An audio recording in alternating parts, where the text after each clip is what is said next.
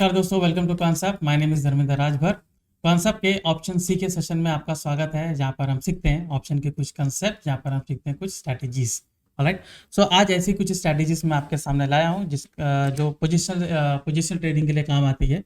तो position trading में किस तरीके से स्ट्रैटेजी को यूज़ किया जाएगा, एक पर्टिकुलर इंडिकेटर को यूज़ करके, प्लस कुछ डेटास को यूज़ करके कैसे इसको यूज़ किया जाएगा, मैं उसके बारे में आपको एक्सप्लेन करूँगा। राइट, सो यहाँ पर इंडिकेटर्स को क्यों यूज़ किया गया, डेटा को क्यों यूज़ किया गया, दोनों मैं कंसेप्ट आपको बताऊंगा, और ताकि आपको क्लियर कट डायरेक्शन मिले और उसके हिसाब से आप उसमें डिसीजन बना सकें कि मैं इसमें ट्रेड कैसे करना चाहिए और कब करना चाहिए।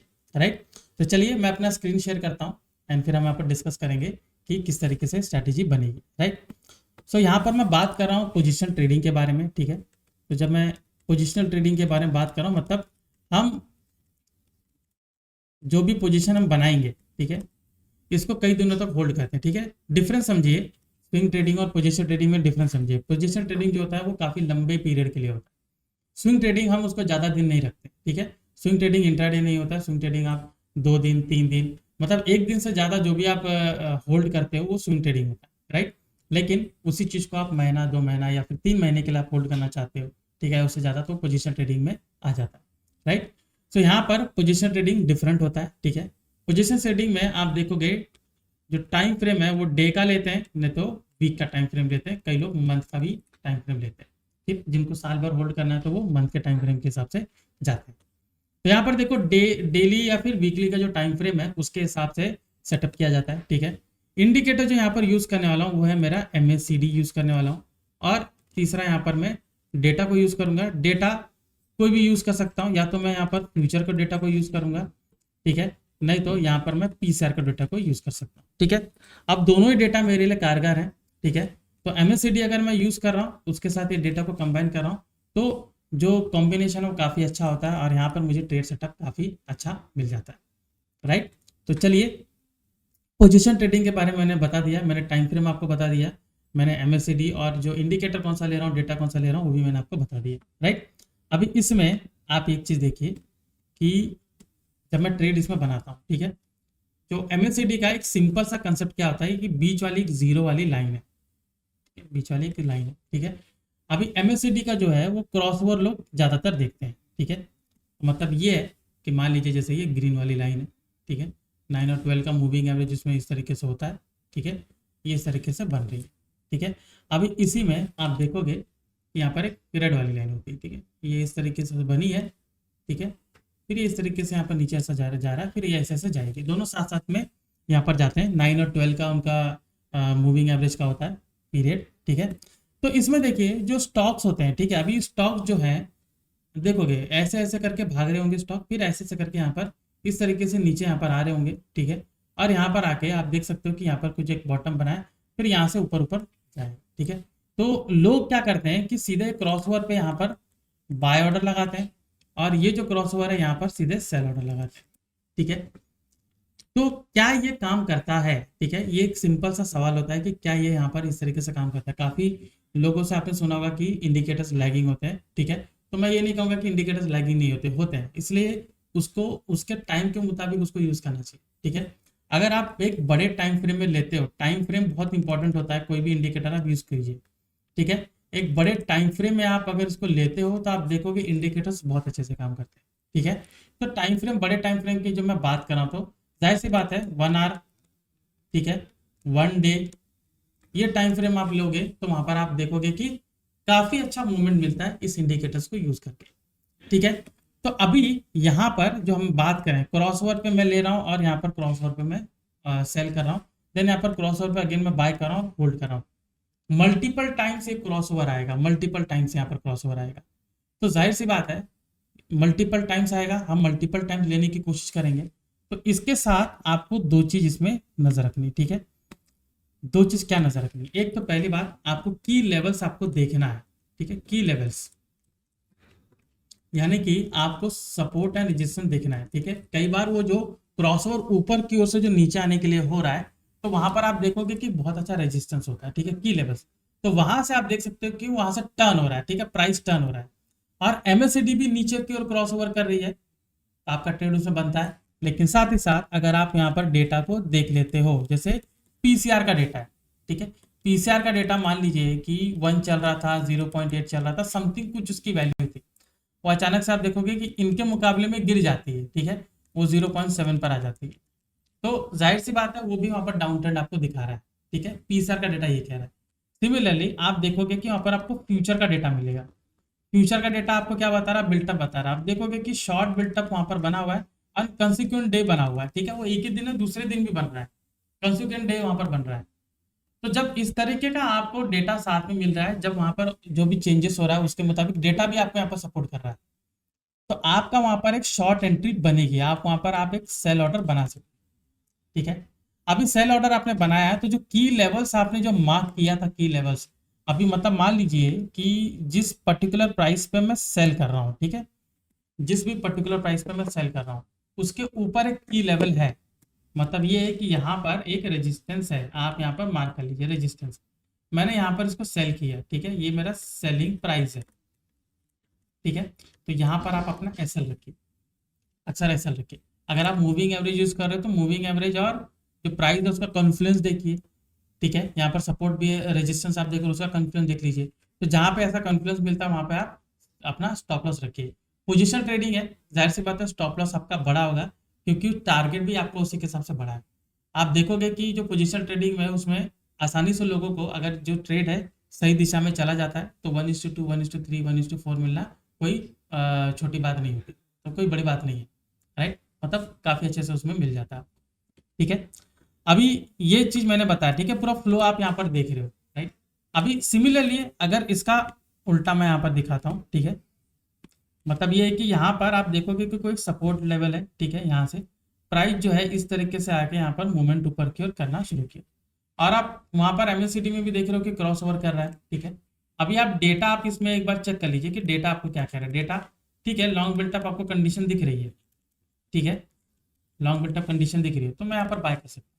अभी हम ये नहीं कह सकते कि टीडीएस है, यहाँ पर आपको 3 ही पॉइंट आपको देखना है, ठीक है, 3 पॉइंट आप इसमें देख रहे हो। रीजन बीइंग कि यहाँ पर जो मैं इतना यहाँ पर डेटा इसलिए देख रहा हूँ बिकॉज पोजीशन ट्रेडिंग है, इसको कई दिनों तक होल्ड करना है और मेरा कैपिटल भी काफ़ी इन्वॉल्व होगा, राइट, तो मुझे इतना काम यहाँ पर करना पड़ जाएगा, ठीक है। तो क्रॉस ओवर हमने देख लिया और सपोर्ट देख लिया कि यहाँ से बाउंस बैक कर रहा है, ठीक है, और हमने साथ में डेटा देख लिया, तो मैं क्या करूँगा यहाँ पर बाय ऑर्डर लगाऊंगा। जाहिर सी बात है जो सपोर्ट है प्राइस का जो कॉन्फ्लुएंस रहेगा या फिर जैसे मूविंग एवरेज है प्राइस का जो कॉन्फ्लुएंस रहेगा वहां पर मेरा ट्रेड बनेगा, ठीक है। अभी मैंने मूविंग एवरेज की मैंने बात की, तो कई लोग जो है वो मूविंग एवरेज को यूज करते हैं, ठीक है।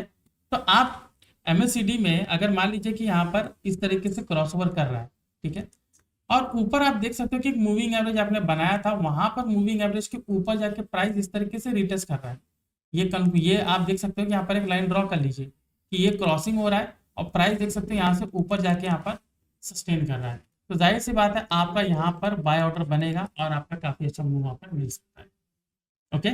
तो ये कंसेप्ट है कि किस तरीके से यहाँ पर मेरा ट्रेड बनेगा, ठीक है। सिमिलरली अगर मैं डाउन साइड का मैं यहाँ पर ट्रेड बनाने की कोशिश करूंगा, ठीक है, तो मतलब ये है कि जो एमएससीडी है इस तरीके से ऊपर जा रहा है, यहाँ पर नीचे की ओर क्रॉस ओवर कर रहा है, ठीक है, नीचे की ओर क्रॉस ओवर कर रहा है। आप मूविंग एवरेज देख सकते हो कि मूविंग एवरेज जो है वो इस तरीके से ऐसे जा रहा था, ठीक है।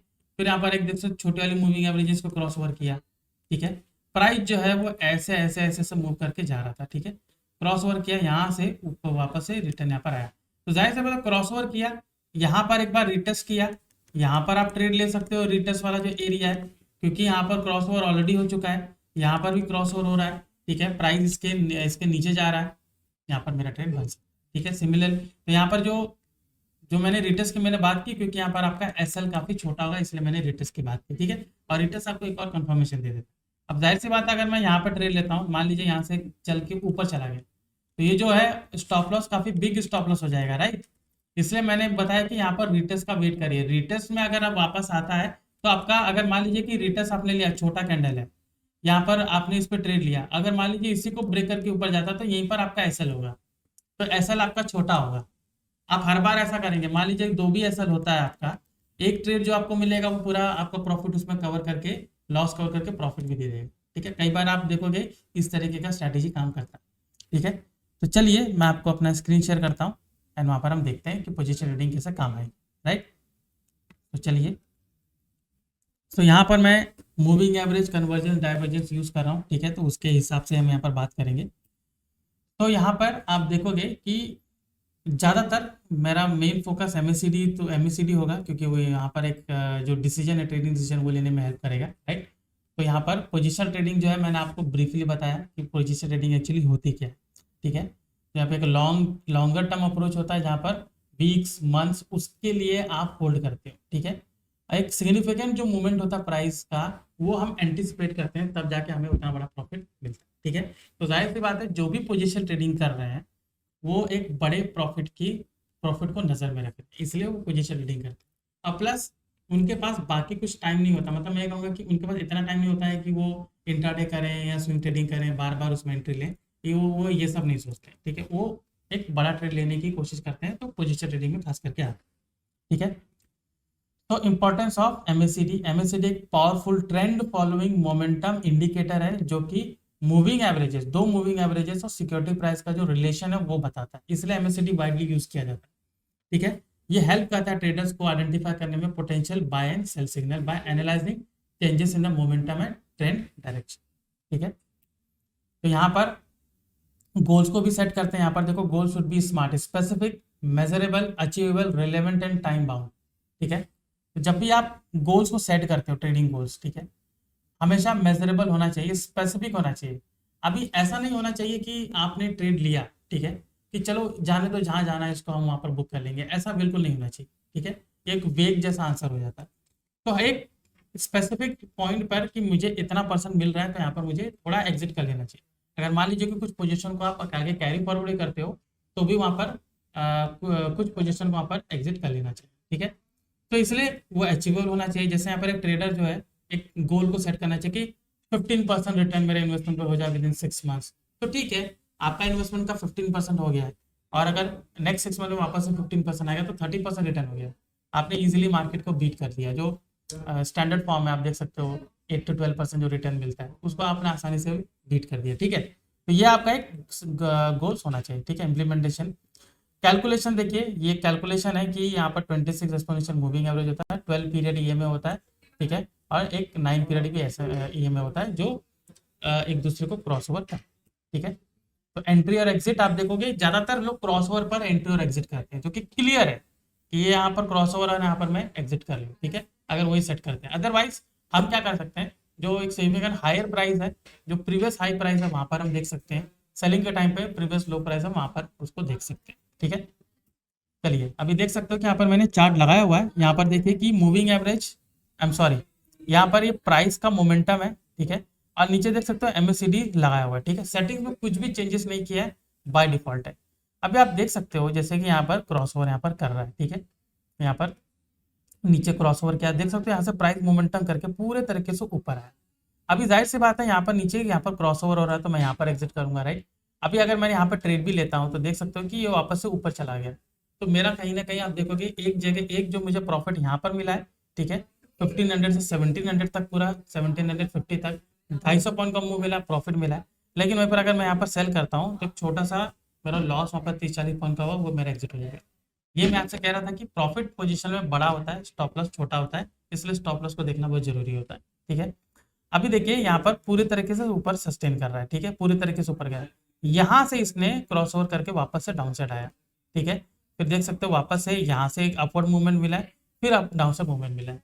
लेकिन कई बार देखिए, अगर मैं इसी तरीके से अगर हर एक क्रॉस ओवर पे लूंगा, तो मेरा नंबर ऑफ ट्रेड थोड़ा बढ़ जाएगा। तो मैं इस चीज को कम करने के लिए हम क्या करते हैं कि दूसरे इंडिकेटर के भी सहारा लेते हैं, जैसे मूविंग एवरेज, ठीक है, वो आपको हेल्प कर देगा। बहुत सारे जो ट्रेड्स हैं वहां से एग्जिट कर लेते हैं, ठीक है, आपको एक क्वालिटी वाले ट्रेड्स मिल जाते हैं, ठीक है। अभी देखिए जैसे क्रॉस ओवर, यहाँ से थोड़ा क्रॉस ओवर करके साइडवेज हो गया, फिर आगे वहां पर क्रॉस ओवर मिला, तो पूरे तरीके से ऊपर गया, ठीक है, 1200 से पूरा 1500 पूरा वापस से गया हुआ, राइट। चलिए, अभी देखिए मैंने यहाँ पर मूविंग एवरेज लगाया हुआ, तो मूविंग एवरेज जब आता है तो आपका फर्स्ट ट्रेड जो होता है वो एग्जिट हो जाता है। अभी देखिए जैसे यहाँ पर ये देखिए, ये क्रॉस ओवर यहाँ पर हो रहा है, ठीक है, एग्जैक्टली क्रॉस ओवर हो रहा है, लेकिन आप देख सकते हो प्राइस जो है, ये जो मूविंग एवरेज है, ये दो मूविंग एवरेज है, ब्लू वाला 20 डे है और व्हाइट वाला आपका 50 है, और दोनों ईएमए है, ठीक है। अभी आप देखिए कि 20 वाले के नीचे है, लेकिन 50 वाले के नीचे नहीं है, 50 वाले को रिटेस्ट किया, वहां पर एक लो उसने बनाया है, मतलब एक सपोर्ट बना दिया उसे, ठीक है। अभी देखिए प्राइस इसके ऊपर ही रहा, फिर से आप देख सकते हो यहाँ पर नीचे है, इसी को बाउंस बैक किया। तो जाहिर सी बात है कि जब यहाँ पर प्राइस सस्टेन कर रहा है तो मुझे कहीं ना कहीं ये मिलेगा कि प्राइस हो सकता है यहाँ से ऊपर जाए। तभी मैं यहाँ पर दो चीज कर सकता हूँ, या तो ये जो क्रॉसओवर यहाँ पर हुआ है अगेन ऊपर, तो मैं यहाँ पर ट्रेड ले लूँ, या तो देख सकते हो कि ये जो हाई है ऊपर ये मैं मार्क कर लूँ, ठीक है। 1150 का हाई होगा, ये ब्रेक करेगा तो देख सकते हो कि पूरे तरीके से ऊपर गया, ठीक है, पूरे तरीके से ऊपर गया। तो अगेन आपको एक अच्छा खासा ट्रेंड मिल गया। तो आपका ये जो फॉल्स वाला ट्रेड है ये यहाँ पर हट गया। यहाँ पर दो तीन ट्रेड, यहाँ पर अगर मैं सिर्फ एमएससीडी को देख रहा हूँ तो तीन ट्रेड आए हुए हैं। तीन ट्रेड में से अगर मेरा एक एसएल हुआ तो बाकी दो ट्रेड सक्सेस हुए। लेकिन अगर मैंने मूविंग एवरेज को यूज किया तो मेरा दो ट्रेड यहाँ पर, एक ट्रेड नहीं बन रहा है, बाकी दो ट्रेड मेरे आसानी से बने हुए, ठीक है। आगे देखते हैं, ये देखिए वापस देख सकते हो यहाँ पर पूरी तरीके से नीचे आ रहा है, ठीक है। अब यहाँ पर क्रॉस ओवर कर रहा है लेकिन मूविंग एवरेज के ऊपर नहीं गया, और 20 वाला भी पूरे तरीके से नीचे। आगे देखिए क्रॉस ओवर करके यहाँ पर गया है। अभी यहाँ पर जरूर मैं मार्क करूंगा कि ये जो एक की लेवल है यहाँ पर इसको ब्रेक किया है और यहाँ पर मेरा इसमें ट्रेड बना है। अगर मैंने इसको मार्क नहीं किया तो ये वाला मैंने लेवल को मार्क किया है, इसका हाई ब्रेक करके देख सकते हो पूरी तरीके से ऊपर गया, जो मैंने पहले बताया। अभी देख सकते हो जो पहले यहाँ पर जो मेरा एसएल हुआ था, ठीक है, जो मैंने सिर्फ एमएससीडी को यूज करके बनाया, वो मेरा ये मूविंग एवरेज को यूज करा तो वो मेरा एसएल नहीं हुआ है। मतलब मेरा सिर्फ एक ही ट्रेड बना हुआ है, आई एम सॉरी दो ट्रेड बना हुआ है। यहाँ पर देख सकते हो यहाँ से यहाँ पर ऊपर गया, और ये थोड़ा सिग्निफिकेंट यहाँ पर मेरा ट्रेड बना, ये थोड़ा सा मुझे नीचे मिला हुआ, ठीक है। देख सकते हो वो जो मैंने ट्रेड बनाया इसी के हाई पे यहाँ पे स्टॉप लॉस हम रखेंगे, और देख सकते हो कि किस तरीके से प्राइस नीचे आया हुआ। तो अगेन एमएससीडी को और मैंने मूविंग एवरेज को दोनों को कंबाइन करके मैंने ट्रेड बनाया, ठीक है। देख सकते हो कि सिर्फ मूविंग एवरेज यूज करूंगा तो मेरा मल्टीपल ट्रेड बनेगा, और अगर मैंने उसके साथ एक दूसरे इंडिकेटर को यूज किया तो किस तरीके से मेरा जो ट्रेड सेटअप है वो चेंज हो जाता है, ठीक है। अभी इसी के साथ अगर आप डेटा को यूज करोगे, ठीक है, राइट हियर अगर आप फ्यूचर डेटा, जैसे मैंने आपको पीसीआर और फ्यूचर डेटा मैंने बताया, दोनों का अलाइन करिए कि यहाँ पे बिल्टअप लॉन्ग बिल्टअप आपको थोड़ा ज्यादा मिल रहा है, तो जाहिर सी बात है ये आपको अच्छा खासा प्रॉफिट दे सकता है। तो लॉन्ग बिल्टअप यहाँ पर ज्यादा मिल रहा है तो बाय यहाँ पर करिए, यहाँ पर आपको शॉर्ट बिल्टअप ज्यादा मिल रहा है तो आप सेल करिए, क्योंकि ये इंडिकेटर भी आपको कह रहा है कि आप यहाँ पर सेल कर सकते हो। सिमिलरली पीसीआर डेटा को भी अलाइन करिए, यहाँ पर 1 से ज्यादा है तो ऊपर ऊपर की ओर जाएगा, 0.7 के नीचे तो डाउन साइड की ओर जाएगा। तो यहाँ पर दोनों डेटा में अलाइन करूंगा तो ट्रेंड कंटिन्यू भी करेगा और देखोगे एक बड़ा प्रॉफिट भी आपको मिल सकता है, ऑलराइट। सो आज के सेशन में हमने देखा कि पोजीशन ट्रेडिंग मैं कुछ इंडिकेटर्स को यूज करके कैसे बना सकता हूँ, और साथ ही साथ में कुछ डेटा को ऐड करके मैं किस तरीके से अपनी ट्रेडिंग जर्नी को और भी अच्छा बना सकता हूँ और अपने ट्रेडिंग स्ट्रैटेजी को और भी अच्छे से इंप्रूव कर सकता हूँ, ऑलराइट। सो आई होप ये आपको समझ में आएगा, आई होप आज का सेशन आपके लिए अच्छा होगा, ठीक है। सो जुड़े रहेगा कंसेप्ट के साथ, मैं ऐसे कुछ कंसेप्ट आपके सामने लाता रहूंगा, ऑलराइट। सो तब तक के लिए मैं धर्मेंद्र राजभर, आपका धन्यवाद।